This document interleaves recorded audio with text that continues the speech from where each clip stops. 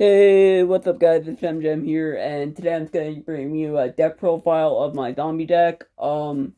As you've watched the previous video, hopefully, even if you haven't, I'm doing a series where I'm trying to build a zombie deck, and I'm pretty much asking for your, ideas and whatnot, how to improve it, all that.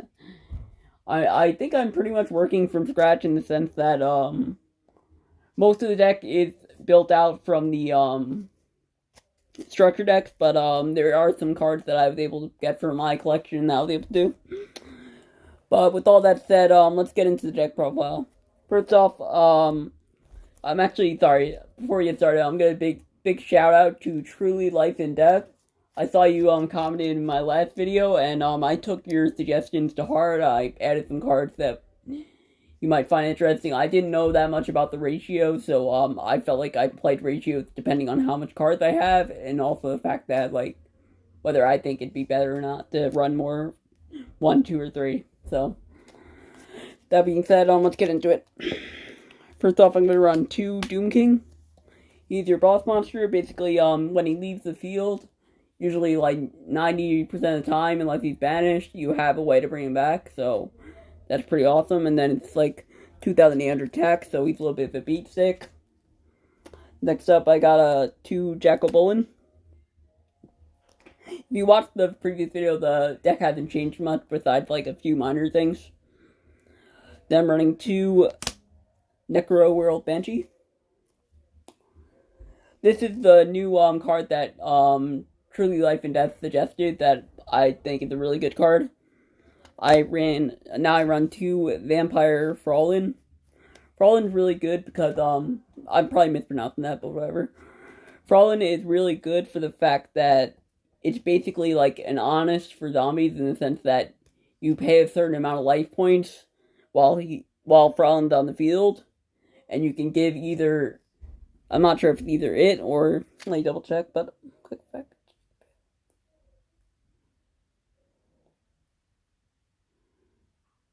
You can target a battling monster and basically he gains that attack. So you can basically get over everything pretty much if you have the life points. So that's really good.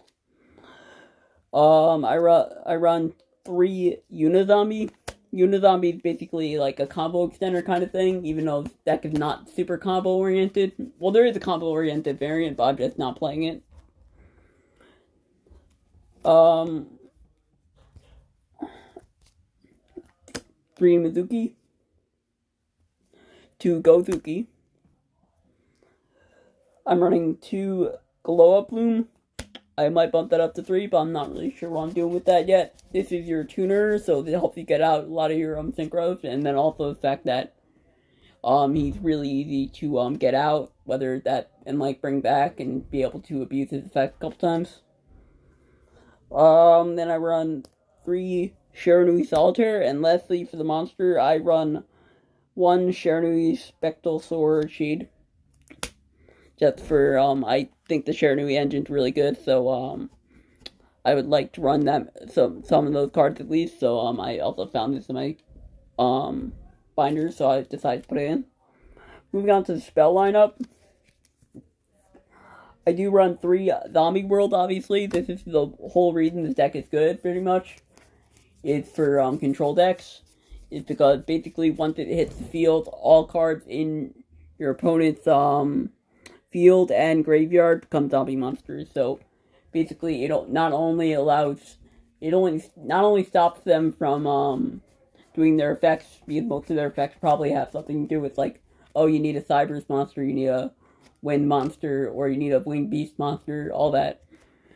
And then also the fact is that basically not only do they have the graveyard, it kind of stops the graveyard a little bit, because like it could be a thing that's like, oh, you could special summon a Cyrus monster from a graveyard, but technically they're zombies now. And then lastly is that obviously for Super Poly it's really good just because basically you run Super Poly every now and then you realize that you're running Super Poly against a deck that's not easily Super Polyed. Like you never really run into that problem here if you have Zombie World on the deck, because you will always have a Super Poly target, so that's great. This came from the structure deck. I'm probably gonna bump this out for something. I just maybe Super Polys once I get my hands on them, but for now I'm running 3 zombie power struggle. Basically, this is just a way to beat out people in battles when they attack your monsters. It's pretty good. I'm surprised I don't see a lot of people really running this unless they just haven't been keeping up on the meta platform, but I do run 3 Shared Ride. Shared Ride is actually a really good card in the sense that it's kind of like a max C. For the rest of the turn, each time a card is added from your opponent's deck to hand, except for when they draw, or graveyard to your opponent's hand. By drawing them, you can immediately draw 1 card. So basically, you just keep on drawing, and then it's really good against combo decks, truthfully, because it kind of makes them think of like, do I really want to go full combo and have my opponent draw like millions of cards? So, very good. I run 2 Overpowering Eye. This was a new tech I added. I run 2 Lure of Darkness just because everything's dark, so might as well just have it for the draw power. 1 Foolish. 1 Monster Reborn. And lastly, the last tech option I picked out that I did not show in my last deck profile. I run 3 Rivalry of the Warlords. Rivalry is a little bit, like, interesting. Like, some people would be like, oh, why aren't you running there can only be 1? But at the same time, like, it's not gonna matter because, with type advantage, because, like, even if they had different types, it wouldn't matter if Zombie World was on the field, so I feel like Rivalry is a little bit better in this deck sometimes. Anyway, that's it for the main deck. Moving on to the extra deck. Pretty small. I run 2 Vampire Sucker. I run 2 Shiranui Squire Saga. Or I run 3 of them, actually. And then I run 3 Red-Eye Zombie Necro Dragon. The extra deck is not really built up that much. Obviously, I can add a lot more stuff. Like, maybe I want a, Skull's Red. I might want a, couple other Synchro type monsters. All that. But, that's it for now. And then I do run a little bit of a side deck. I'm really saving the side deck for last. I'm gonna get my deck in order, then I'm gonna get my extra deck in order, then I'm gonna try to build up a side deck. But for now, this is what I'm running. I'm running 3 Mask of Restrict in the side deck. They moved the extra deck over. I'm running 3 Mask of Restrict.